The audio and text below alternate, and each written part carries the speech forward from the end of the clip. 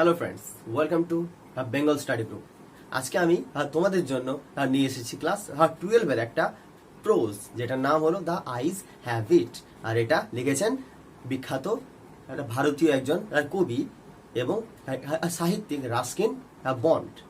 তো আজ আমরা এই টেক্সটটার পুরো সামারি এবং এর ইম্পর্ট্যান্ট যে লাইনগুলো আছে সেগুলোর ব্যাখ্যা আমরা এই ভিডিওতে করব। তো ভিডিওটা প্রথম থেকে শেষ অবধি তোমরা দেখো, এবং ভিডিওটার শেষে একটা টুইস্ট আছে যেটা তোমাদেরকে দেখতেই হবে। তো চলো ভিডিওটা শুরু করা যাক। দ্য আইজ হ্যাভ ইট গল্পের টাইটেলই তোমরা দ্য আই কথাটা পাচ্ছ। দ্য আইজ মানে চোখের দেখার আমাদের যে ভূমিকা, এবং এই নিয়েই যে পুরো গল্পটা সেটা কিন্তু আমরা প্রথমেই একটা আন্দাজ পেয়ে যাচ্ছি। এই গল্পের যিনি লেখক, যিনি অথার, যিনি গল্পটা বলছেন, তিনি অন্ধ, তিনি চোখে অন্ধ, এবং তিনি ট্রেনে চেপে কোথায় যাচ্ছেন? প্রথমে দেরা, তারপরে সেখান থেকে মুসৌরি যাবেন। তো তিনি ট্রেনে যখন উঠছেন এবং তাহার একজন শহর যাত্রী, এই দুজনের যে যাত্রা, সেই যাত্রার পুরো কথাটাই এই গল্পে বলা আছে। এবং ঠিক গল্পের শেষে গিয়ে আমরা একটা সব থেকে ইম্পর্টেন্ট জিনিস যেটা জানতে পারবো, সেটা এই গল্পতে আছে। তো চলো আস্তে আস্তে আমরা গল্পের দিকে এগিয়ে যাই। I had the train compartment to myself up to Rohana. Then a girl got in. লেখক কি বলছেন, অথার কি বলছেন? I had that train compartment to myself up to Rohana. Rohana অব্দি আমি ট্রেনে চেপে গেলাম। ঠিক তারপরে সেই ট্রেনে একজন মহিলা উঠে এলো। তার মানে এখান থেকে গল্পটা শুরু হচ্ছে। The couple who saw her off were probably her parents. তার মানে সেই মহিলাটাকে তার বাবা মা স্টেশনে ছাড়তে এসেছে, এবং স্টেশনে যখন ছাড়তে এসেছে তখন তাকে সমস্ত রকমের সাবধানতা তাকে অবলম্বন করতে বলছেন। তার বাবা মারা কি বলছেন? দে সিম ভেরি অ্যাংসাস, তারা খুবই উদ্বিগ্ন ছিল। স্বাভাবিক ব্যাপার, একজন মহিলা, একজন মেয়ে যখন ট্রেনে আসে তখন তার বাবা মার একজন বাবা মা হিসাবে উদ্বিগ্ন হওয়াটাই স্বাভাবিক। They were very anxious about her comfort, and the woman gave the guard a detailed instruction as to where to keep her things, where not to lean out of the windows, and how to avoid speaking to strangers. তার মানে কোথায় কোথায় তার জিনিসপত্র রাখবে, জানালার ধারে যেন সে হাত না বাড়ায়, এবং যেন অচেনা কারোর সাথে সে বেশি কথা না বলে, সেই ইনস্ট্রাকশন কিন্তু তাকে তার বাবা মা দিয়ে গেল। ঠিক তার পরে অথার বলছেন, তারা যখন তাকে গুড বাই বলে চলে গেল, এবং তারপরে ট্রেন যখন যাত্রা শুরু করলো, হ্যাঁ, তখন অথার কি বলছেন? As I was totally blind at that time, my eyes are sensitive only to light and the darkness. এই গল্পের যিনি কথক, তিনি পুরোপুরি অন্ধ, তাই তিনি বলছেন যে আমি কিন্তু কিছু দেখতে পেলাম না, just I can sense it, I sensed that, আমি এটা বুঝতে পারলাম। এবং আমি যেহেতু শুধুমাত্র আলো আর অন্ধকার ছাড়া আমার কাছে কিছু বুঝতে পারি না, তাই আমি কিছুই দেখতে পেলাম না। I was unable to tell what the girl look like. তার মানে এখানে সেই মেয়েটার শারীরিক বর্ণনা কথক দিলেন না, যেহেতু তিনি ছিলেন অন্ধ। But I knew she wore slippers from the way they slapped against her heels. কিন্তু তিনি বুঝতে পারলেন যে তিনি স্লিপার পরেছিলেন, হাওয়ায় চপ্পল পরেছিলেন, যেটাতে সমস্ত সে হেঁটে যেমন করে আসছিল ঠিক সেটা দেখে তিনি বুঝতে পারলেন। তারপরে কি বলছেন? তারপর যখন মেয়েটা ট্রেনে উঠলো এবং তার সামনের সিটে বসলো, তখন গল্পের কথক তাকে জিজ্ঞাসা করলেন, are you going all the way to Dehra? I asked. তাকে জিজ্ঞাসা করলেন, আচ্ছা আপনি কি দেরা যাচ্ছেন? দেরা মানে দেরাদুন, আপনি কি দেরাদুন যাচ্ছেন? I must have been sitting in the dark corner because my voice startled her. তার মানে এখানে আমরা বুঝতে পারছি যে ট্রেনের ভিতরের অ্যাটমসফিয়ারটা ছিল অন্ধকার, এবং যিনি গল্পের কথক, তিনি কথক বসেছিলেন একটা অন্ধকার কোনায়। তাই তিনি যখন হঠাৎ করে কথাটা বললেন, মেয়েটা চমকে গেল। She gave a little exclamation and said, I didn't know anyone else was here. তখন তিনি কি বললেন, ও আচ্ছা আচ্ছা, এখানে কেউ আছে, আমি তো বুঝতেই পারিনি। তো যাই হোক, তিনি লক্ষ্য করেনি। এভাবেই চললো তাদের কথাবার্তা যখন চললো। তারপরে মেয়েটা কি বললো, the girl said, I am getting off at Saharanpur. তার মানে এখানে আবার একটা জায়গার নাম পেয়ে গেলাম, যে মেয়েটা কোথায়, কতদূর অব্দি যাচ্ছিল না, সাহারানপুর অব্দি। My aunt is meeting me there. আর সেখানে সেই মেয়েটির মাসি তাকে সেখানে নিতে আসতো। Then I had better got not get too familiar, I replied. লেখক তখন বললেন যে তাহলে আমাদের আর খুব বেশি পরিচিতি বাড়িয়ে লাভ নেই। আন্টস আর ইউজুয়ালি ফর্মিডেবল ক্রিয়েচার। কারণ মাসিরা খুবই ভয়ঙ্কর, খুবই যেন খুঁতখুঁতে একজন মানুষ হন, সেই জন্য আর বেশি পরিচিত বাড়ি আর লাভ নাই। ঠিক তারপরে তখন মেয়েটা কি জিজ্ঞাসা করলেন, হোয়ার আর ইউ গোয়িং? আচ্ছা, আপনি কোথায় যাচ্ছেন? To Dehra and then to Mussoorie. লেখক কি বললেন যে আমি যাচ্ছি প্রথমে দেরা যাব, তারপরে সেখান থেকে মুসৌরি যাব। ও হাউ লাকি ইউ আর।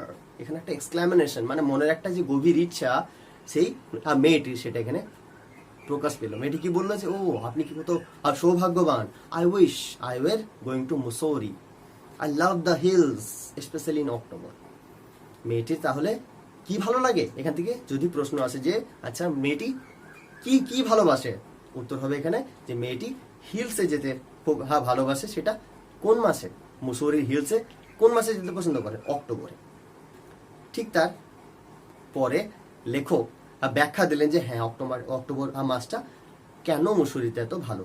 তিনি কি কি বললেন যে ওখানে কি ফুল দেখা যায়? The hills are covered with wild dahlias, মানে বন্য ডালিয়া ফুল সেখানে দেখা যায়।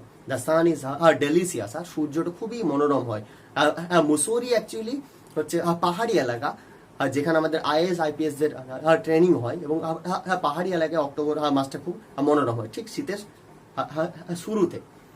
তারপরে কি বলছে, আর রাতটা কেমন হয় সেখানে? খুবই ঠান্ডা রাত হয়। And you can sit in front of a log fire and drink a little brandy.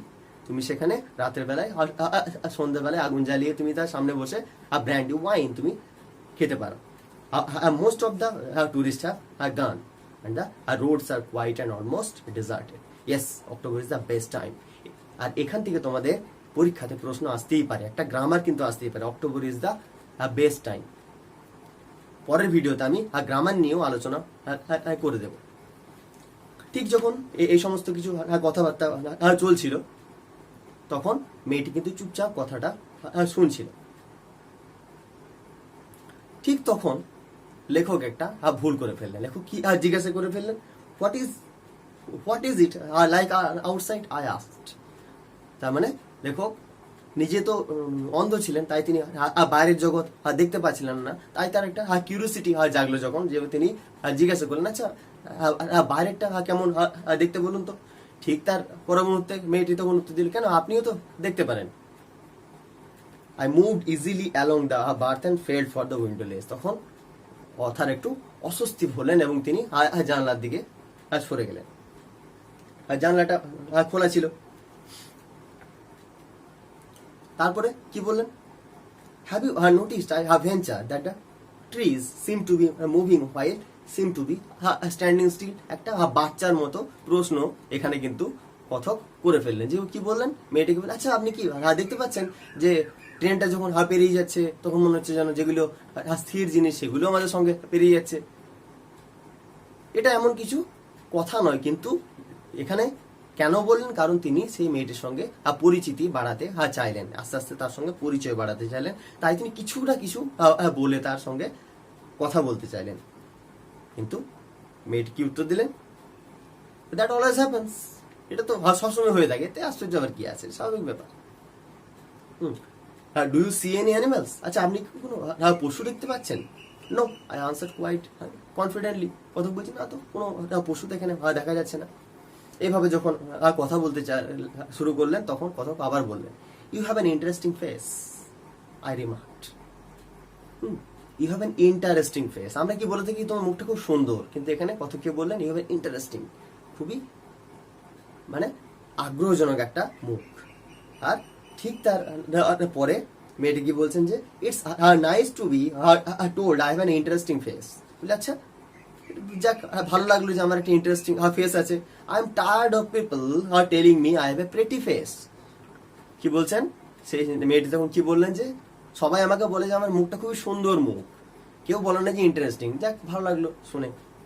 এইভাবে যখন কথোপকথন চলতে লাগলেন তখন আবার কথক বললেন, we will soon be at your station I said. কথক বলেন যে এবার তো আপনার স্টেশন এসে যাবে। ঠিক তারপরে মেয়েটি কি বলছেন, thank goodness it's a short journey. বলছে হ্যাঁ ধন্যবাদ ভগবানকে, এটা খুবই ছোট্ট একটা journey. I can't bear to sit in a train for more than 2 or 3 hours। যে আমি 2-3 ঘন্টার বেশি কোনো ট্রেনে বাসে বা গাড়িতে আমি চেপে থাকতে পারি না। তার মানে এখানেও আমরা মেয়েটির ব্যাপারে একটা ইন্টারেস্টিং ফ্যাক্ট আমরা জানতে পারলাম। কিন্তু আর এখানেই কবি তখন ঠিক তার মনে মনে তার মনের ইচ্ছাটা প্রকাশ করলেন। কি তার কবির লেখক এখানে মনে মনে ইচ্ছা হচ্ছিল যে তিনি যেন মেয়েটির সঙ্গে লম্বা রাস্তা সময় কাটাতে পারেন। তার লেখকের এটা কথকের এটা মনে মনে ইচ্ছা হতে লাগলো। তিনি মেয়েটার প্রতি এতটাই আকৃষ্ট হয়ে গেলেন, এতটাই ভালো লেগেছে তাকে যে তিনি কি চান যে আরো যেন সফরটা লম্বা হোক। তাই তিনি বলছেন, it I was prepared to sit there for almost a length of time just to listen to her talking. আমাদেরকে যিনি রিডারদেরকে কথক বললেন যে আমার মনে হলো যেন আমি সারাদিন একটা লম্বা সময় ধরে তার কথা বলাই শুনে যায়। Her voice at the sparkle of a mountain a stream. তার যেন পর্বতের ঝর্ণার মতো তার আওয়াজটা। এখানে তুলনাটা দেখো, পর্বতের ঝর্ণার মতো যেন মেয়েটার আওয়াজ। As soon as I left the train, she would forget our brief encounter. কিন্তু কি তাতে কি আর এসে যায়, ঠিক সঙ্গে সঙ্গে যখন মেয়েটি ট্রেন থেকে নেমে যাবে আমাদের এই ছোট্ট আলোচনাটা সে ভুলে যাবে। এই ভেবে কবির একটু মনটা, লেখকের একটু মনটা খারাপ হয়ে গেল। এইভাবে যখন কথা বলতে থাকলেন স্টেশন এলো, হর্ন বাজলো, ট্রেন থামলো, তখন মেয়েটি কি বললেন, গুড বাই। তাকে গল্পের কথককে গুড বাই জানিয়ে তিনি মেয়েটি চলে যেতে লাগলেন। তারপরে সেখানে যখন তিনি চলে গেলেন তখন কথক দেখতে পেলেন যে দরজার কাছে কিছু গন্ডগোল চলছে, মানে কিছু নামার সময় হয়তো কিছু সমস্যা হয়েছে, সেটা দেখতে তিনি গেলেন এবং আবার তারপরে ফিরে এলেন। I return to my berth, the guard blew his whistle and he moved off. Once again I have had a game to play and a new fellow traveler. কত খুবই হতাশ হয়ে পড়লেন যে আবার আমাকে নতুন ভাবে আমাকে শুরু করতে হবে, কারণ আমি তো কিছু দেখতে পাচ্ছি না। একজন আমার কম্প্যানিয়ন ছিল, হ্যাঁ, যার সঙ্গে কথক ঘন্টার পর ঘন্টা দিনের পর দিন লম্বা একটা যাত্রা করতে চেয়েছিলেন, কিন্তু সেটা হলো না। সেটা তিনি নেমে গেলেন, তাই তিনি আবার সেখানে ফিরে এলেন। এরপর থেকে আমি গল্পটা পুরোটা পড়বো, কারণ শেষে একটা টুইস্ট আছে।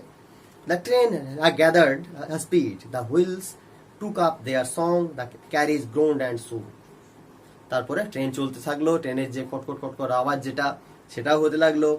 I found the window and sat in front of it, staring into the daylight that was darkness for me.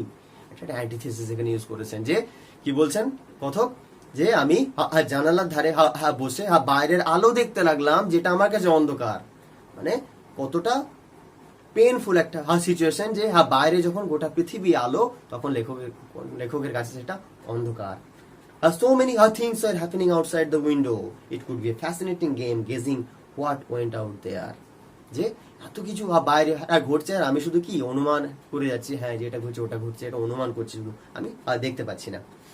The man who had entered the compartment broke into my reverie.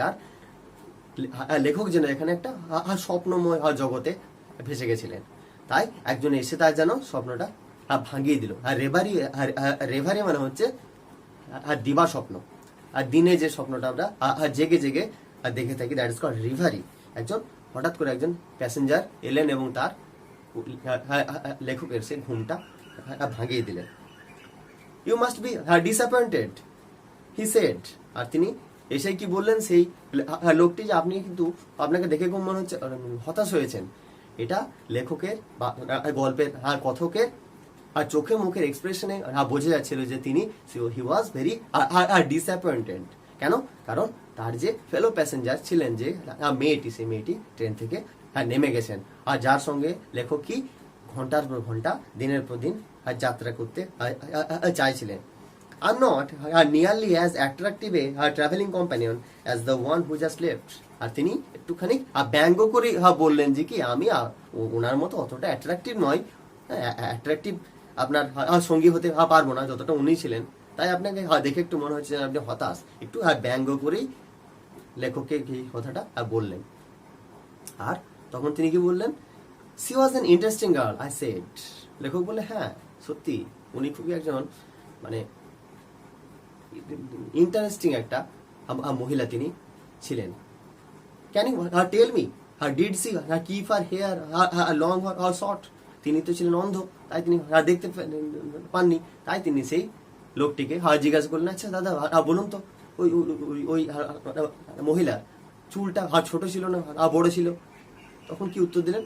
I don't remember, he said. না আমার ঠিক মনে আসছে না দাদা কেমন চুল ছিল। সাউন্ডিং পাজলড, উনি যেন একটুখানি অবাক হলেন যে কি জিজ্ঞাসা করছে, মাথার চুলের কথা জিজ্ঞাসা করছে। ইট ওয়াজ হার আইজ, আই নোটিসড। আবার এখানে ঘুরে ফিরে সে আইজে আবার ফিরে এলেন। কি বলছে? আমি তো ওনার চোখটা শুধুমাত্র দেখেছি, আর নট দ্য হেয়ার, চুল দেখিনি। ওনার চোখটা এত সুন্দর, ওই মহিলাটা চোখটা এত সুন্দর, তিনি ওটাই দেখেছেন। সি হ্যাড বিউটিফুল আইজ, তার চোখটা ছিল খুবই সুন্দর। But they were of no use to her. কিন্তু সেই চোখ দুটো, কি বললেন সেই লোকটা, যে চোখ দুটো তো মেয়েটার কোনো কাজে লাগছিল, কাজে আসেনি। C was completely blind. তার মানে মেয়েটিও ছিল পুরোপুরি অন্ধ। আর ডিডন্ট ইউ নোটিস? আপনি কি লক্ষ্য করেননি যে মেয়েটা পুরো অন্ধ ছিল? তার মানে লেখকের এতক্ষণে শেষে এসে তিনি জানতে পারলেন যে মেয়েটা ছিল অন্ধ। তিনি কিন্তু প্রথমে এটা বুঝতে পারেনি, তিনি শুধু জানতেন যে তিনি শুধু অন্ধ, তাই তিনি ওনাকে বারবার জিজ্ঞাসা করে গেছেন যে আচ্ছা বাইরেটা কেমন, আচ্ছা বাইরে কি দেখা যাচ্ছে, তাই তিনি জিজ্ঞাসা করে গেছেন। এবং তিনি মনে মনেই তার ভাবনাতেই সেই মেয়েটাকে যেন ভালোবেসে ফেলেছেন, সে তার কথা যেন তার মনের মধ্যে গেঁথে গেছে। তাই তিনি হঠাৎ করে যখন জানতে চাইলেন যে মেয়েটার চুল কেমন ছিল বা মেয়েটা কেমন ছিল, তখন সেই সহযাত্রী লোকটি তাকে জানালেন যে তিনি তার চুল দেখেননি, শুধু চোখ দেখেছেন। কিন্তু সেই চোখটাও তো কোনো কাজের নয়, কারণ মেয়েটিও ছিলেন অন্ধ। তার মানে এখানে দুজন অন্ধ লোকের কথা এখানে বলা আছে, যে দুজন অন্ধ মানুষ একে অপরের ক্ষেত্রে জানতেই পারলেন না যে তারা অন্ধ, যে তারা দুজনেই দেখতে পান না, সেটা বুঝতেই পারলেন না। কি হলো? কিন্তু পুরো যাত্রা পথটা তারা কথা বলে কাটিয়ে দিলেন, এবং তিনি মহিলাটা নেমে যাওয়ার পরে লেখক জানতে পারলেন যে তিনি ছিলেন অন্ধ। গল্পটা এখানেই শেষ হচ্ছে। তাহলে গল্পটা বোঝা গেল, এবং তোমরা বইটা পড়ো, গল্পটা পড়ো, এবং আবার গল্পটা আমার এটা শুনে গল্পটা বোঝার চেষ্টা করো। পরের ভিডিওতে এই গল্প থেকে গ্রামার নিয়ে আমি আলোচনা করব।